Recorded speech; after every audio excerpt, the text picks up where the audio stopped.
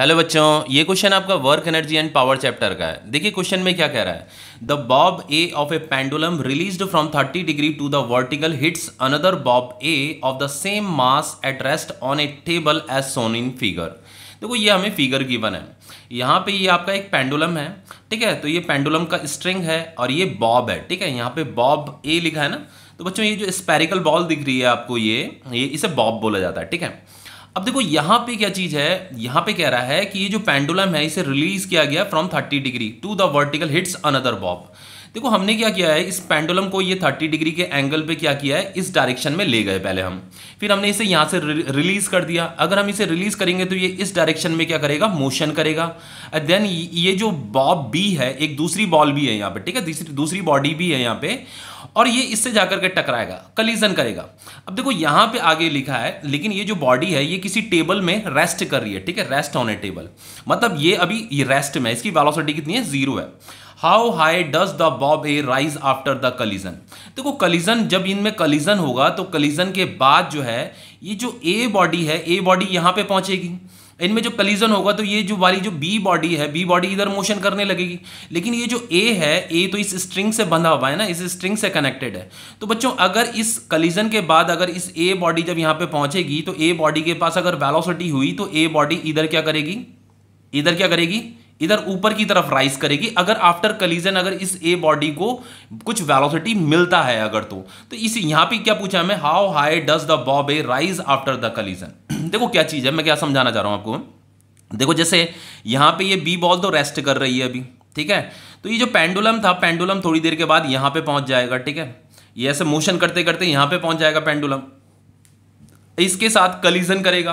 अब बच्चों जब कलीजन होगा तो कलीजन के दौरान क्या होगा, देखो कलीजन के बाद क्या होगा कि आपका ये ए बॉल है, ये बी बॉल है, ठीक है। ये ए बॉब ए है, ये बॉब बी है। कलीजन के बाद क्या होगा, ये जो बॉब बी है ये इस डायरेक्शन में मोशन करने लग जाएगा। अब देखो बच्चों यहाँ पे क्या होगा, ये जो पेंडुलम है ना, ये जो पेंडुलम का जो बॉब ए है ये बॉब बी है। हमें क्वेश्चन में पूछा है कि आफ्टर कलीजन, ये आफ्टर कलीजन की सिचुएशन है कि सपोज करके यहाँ पे इनमें कलीजन हो गया, और कलीजन के दौरान क्या हुआ, ये जो बी बॉब है ये इधर मोशन करने लग गया, और ये जो ए बॉब है हमें पूछा है how high does the bob A rise after collision, ये कितना ऊपर राइज करेगा ये हमें बताना है। तो ये राइज तब करेगा जब इसके पास आफ्टर कलीजन के बाद आफ्टर कलीजन इसके पास अगर कुछ वेलोसिटी हुआ तो, ठीक है, इसके पास अगर कुछ वेलोसिटी होगा अगर, तो देन उस वेलोसिटी की वजह से ये क्या करेगा, ऊपर राइज करेगा, ठीक है।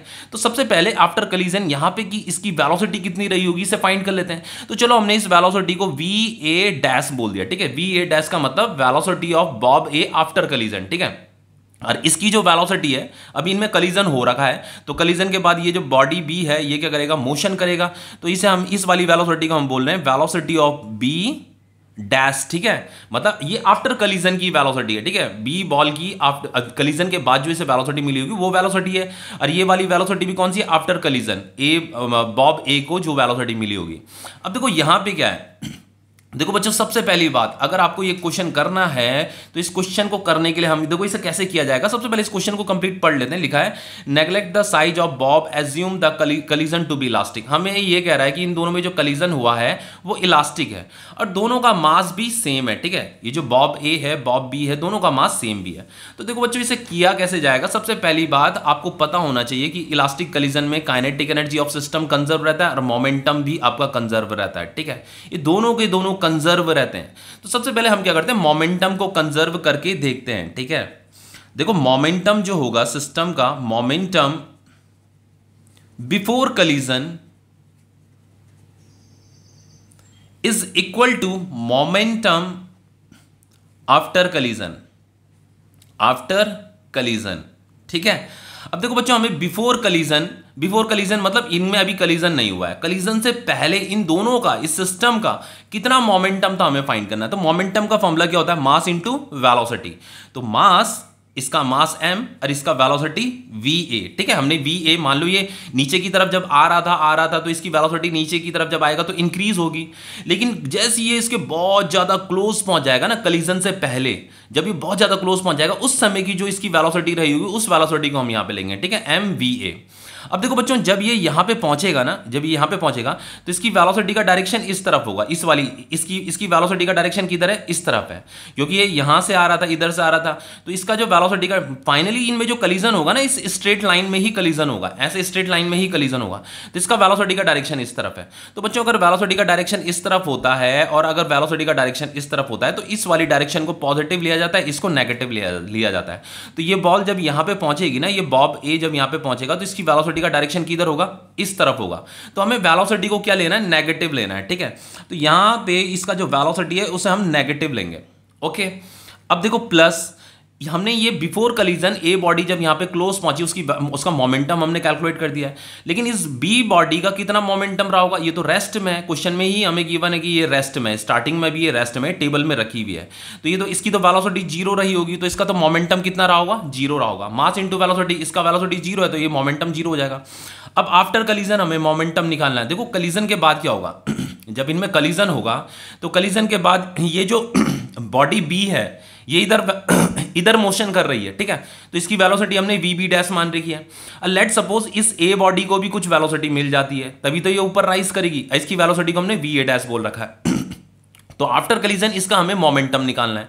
तो ये कितना हो जाएगा, M into V A dash, इसे वी ए डैश वेलोसिटी है इसके पास, ये वी ए डैश वेलोसिटी है, और इसके पास कितनी वी बी डैश वेलोसिटी है, ठीक है। तो एम वी बी डैश ये मोमेंटम हो गया, ठीक है। लेकिन बच्चों दोनों का डायरेक्शन इस तरफ है, ठीक है। तो इस वाली डायरेक्शन को हम क्या लेते हैं, नेगेटिव लेते हैं। तो यहाँ पे नेगेटिव भी आएगा, ठीक है। यहाँ पे ये नेगेटिव भी आएगा और ये नेगेटिव भी आएगा, बस इतना ही ध्यान देना है। अब देखो ये नेगेटिव एम वी ए हो जाएगा, ये negative M V A dash हो जाएगा, ये negative M V B dash हो जाएगा। तो यहाँ पे negative M V A, negative M common आ जाएगा, तो ये हो जाएगा आपका V A dash plus V B dash, ठीक है। ये नेगेटिव एम से एम कट जाएगा तो ये V A is equal to हो गया आपका V A dash plus V B dash, ठीक है। ये आपकी इक्वेशन फर्स्ट है। अब देखो मैंने आपको एक और चीज बताई थी कि kinetic energy is also conserve, system का काइनेटिक एनर्जी भी कंजर्व रहेगा।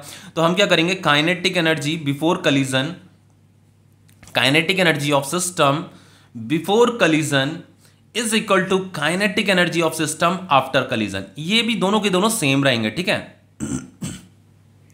देखो सबसे पहले बिफोर कलीजन काइनेटिक एनर्जी निकाल लेते हैं। तो हाफ एम, ये दोनों का मास क्या है, सेम है। तो इसका इनिशियली कितना, जब ये टकराने से पहले जब यहाँ पे क्लोज आया हुआ उस समय इसकी वेलोसिटी कितनी थी, वी ए थी, ठीक है।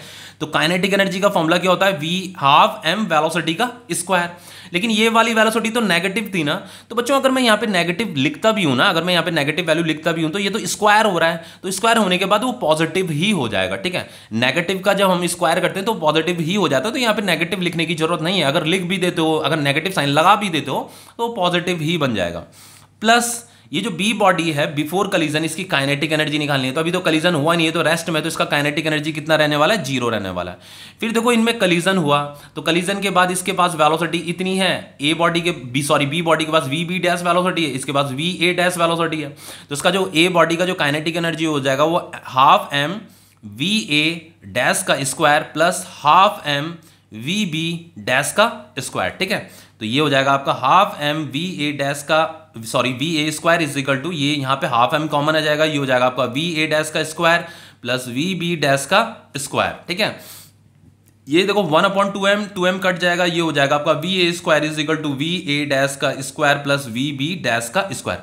बच्चों ये जो वी ए डैश है ना, ये ए बॉडी का वेलोसिटी है आफ्टर कलीजन, और ये बी बॉडी का वेलोसिटी आफ्टर कलीजन, और ये ए बॉडी का वेलोसिटी है बिफोर कलीजन, ठीक है। अब देखो यहाँ पे हमारे पास V A is equal to ये है, ठीक है। V A is equal to V A dash plus V B dash.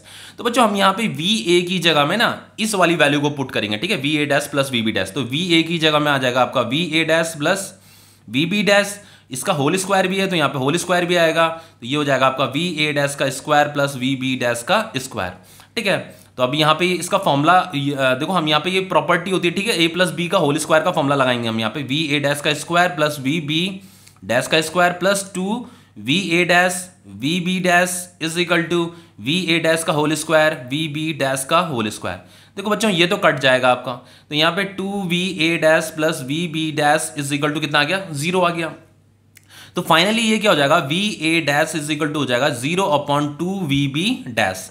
तो ये V A dash is equal to कितना आ गया, 0 आ गया, ठीक है। 0.2 वी बी डैश कितना हो जाएगा, 0 हो जाएगा। तो बच्चों ये कौन सी वेलोसिटी है, ये जो वेलोसिटी है ये velocity of bob A after collision. After collision, जब इनमें कलीजन हुआ ना, यहां पे जब कलीजन हुआ तो कलीजन के बाद ए बॉडी को कितना वेलोसिटी मिला, यहां पे कितना वेलोसिटी से मिला होगा, वो वेलोसिटी है, ठीक है। Velocity of bob A after collision is equal to कितना बच्चों, 0 है। इसका मतलब ये है कि ये ए बॉडी जो है ना, जब इस बी बॉडी से टकराएगी तो ए बॉडी रेस्ट में आ जाएगी, ये जो ए बॉडी है ये रेस्ट में आ जाएगी और बी बॉडी आगे मोशन करने लग जाएगी। अब ए बॉडी अगर रेस्ट में आ जाएगी तो यहां पे हमें पूछा है how high does the bob A rise after the collision. ये जो बॉब ए है यहां पे पहुंचने पे ये तो रेस्ट में आ जा रहा है, तो पूछा है कि ये कितना राइज करेगा ऊपर, ये राइज करेगा ही नहीं, क्योंकि ये इसकी ये किस में आ गया, रेस्ट में आ गया, इसकी वेलोसिटी तो 0 हो गई है, तो ये राइज नहीं करेगा, ठीक है। तो हमें लिखना है bob A does not rise after collision, यही इसका आंसर है कि bob A does not rise after collision, ठीक है। तो ये क्वेश्चन आपका कंप्लीट हो गया है।